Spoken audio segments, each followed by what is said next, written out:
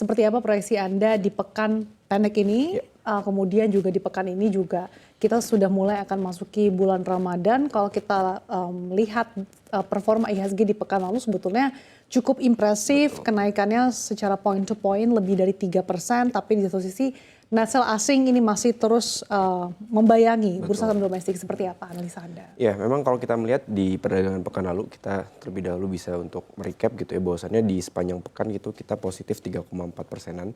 Namun di penutup perdagangan di hari Jumat memang IHSG justru mengalami pelemahan ya 0,6%. Dan kalau kita melihat pelemahan itu sudah berlangsung dari hari Kamis, artinya sudah dalam 2 hari beruntun, walaupun secara overall mingguan masih positif. Memang kalau kita melihat pemicunya ya salah satunya adalah pergerakan daripada emiten-emiten besar seperti perbankan yang justru di pekan lalu kembali mengalami tekanan jual gitu ya. Dan kalau kita melihat secara transaksi perdagangan memang asing ini masih melakukan aksi jual, dan kalau kita melihat sebetulnya sih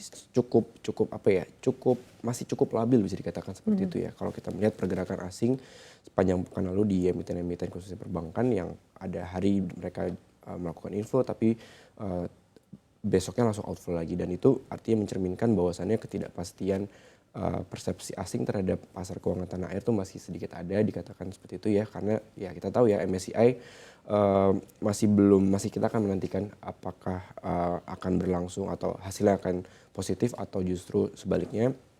Mungkin faktor itu yang membuat masih adanya ketidakyakinan oleh pelaku pasar khususnya investor asing di pasar keuangan kita. Nah, tapi kalau kita melihat secara keseluruhan ya di pekan lalu masih bisa dikatakan rebound ya sesaat, dan kalau kita membaca pergerakan di pekan ini seharusnya pergerakannya masih cukup memiliki momentum yang peluang yang cukup positif untuk kembali melanjutkan penguatan, paling tidak mengisi gapnya di 8.000 dari 8.600 ya, itu menjadi target paling realistis apabila IHSG kita lanjut menguat. Namun itu tadi ya, seiring dengan kondisi pelaku pasar yang masih cukup bimbang gitu ya, artinya kesempatan untuk mengalami penurunan juga masih ada. Jadi memang kita melihat dinamika di perdagangan di pekan ini yang pendek masih cukup banyak ya seperti itu.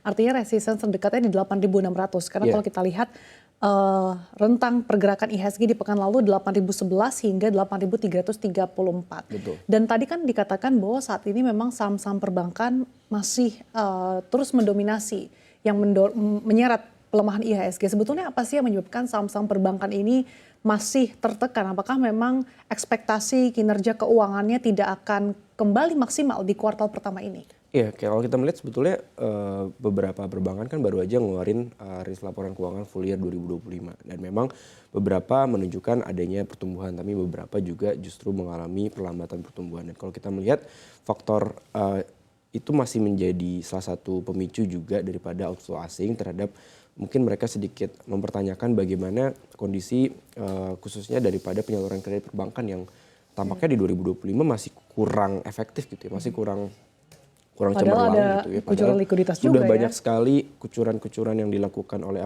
stimulus yang dilakukan oleh pemerintah, salah satunya kucuran likuiditas gitu ya, sekitar 260-an triliun itu kan cukup besar, namun ternyata masih belum bisa begitu mendongkrak daripada pertumbuhan kredit perbankan secara full year 2025. Jadi mungkin salah satu faktor itu bisa menjadi penyebab daripada investor asing ini masih sedikit worry gitu terhadap emiten-emiten perbankan. Dan kalau kita melihat memang seharusnya sih di kuartal 1 2025 ini cukup positif ya, kalau kita melihat dari adanya libur setelah libur tahun baru, kemudian masuk awal ke tahun ini kita disambut dengan libur lebaran ya yang sebentar lagi akan banyak momentum memasuki. seasonal Jadi ya.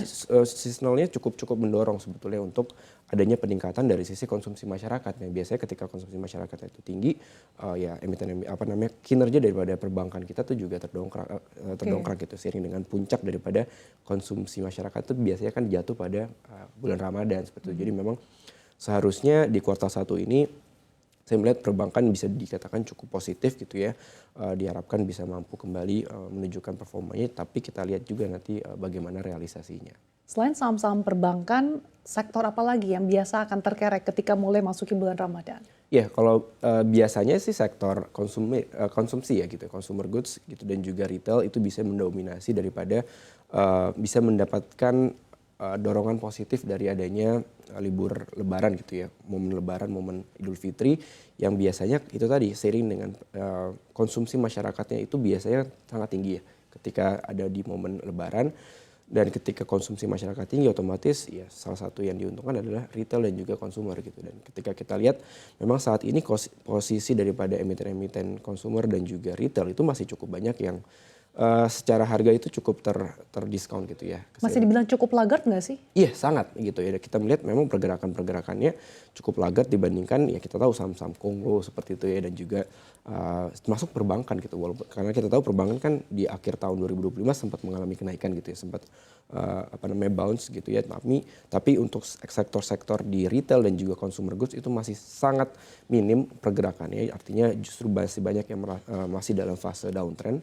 Namun saya melihat dengan kondisi itu tadi dorongan daripada konsumsi masyarakat yang seharusnya tinggi di bulan Ramadan ini bisa mendorong juga performance keuangan mereka paling nggak di kuartal 1. Dan juga nanti kita akan menyaksikan karena belum semuanya ya emiten-emiten tersebut merilis kuartal 4 dan juga full year 2025. Namun kita melihat banyak sekali yang justru secara di kuartal 3-nya aja itu udah bertumbuh dibandingkan kuartal 3 di tahun 2024. Artinya dengan harganya yang justru mengalami penurunan tapi performance secara keuangannya justru naik, itu justru menciptakan adanya peluang ya bagi kita. Dan semakin menunjukkan fundamental yang baik ya. Betul sekali, Mbak. Nah, kemudian kalau sektor telekomunikasi, kemudian transportasi seperti apa? Iya sama ya, kalau kita berbicara transportasi terlebih dahulu itu tentu seiring dengan arus mudik nanti di akhir masa Idul Fitri tentunya itu akan meningkatkan bagaimana sektor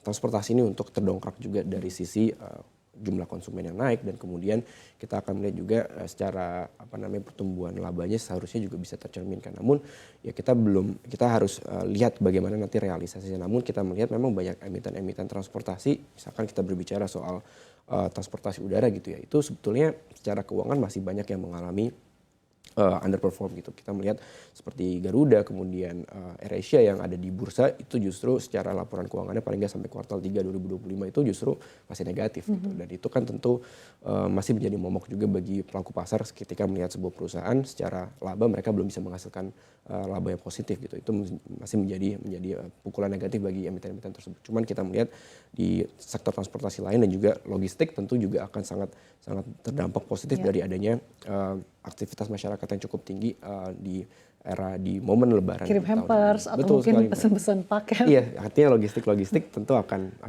cukup perform ya seharusnya ketika permintaannya mereka atau demand mereka itu tinggi.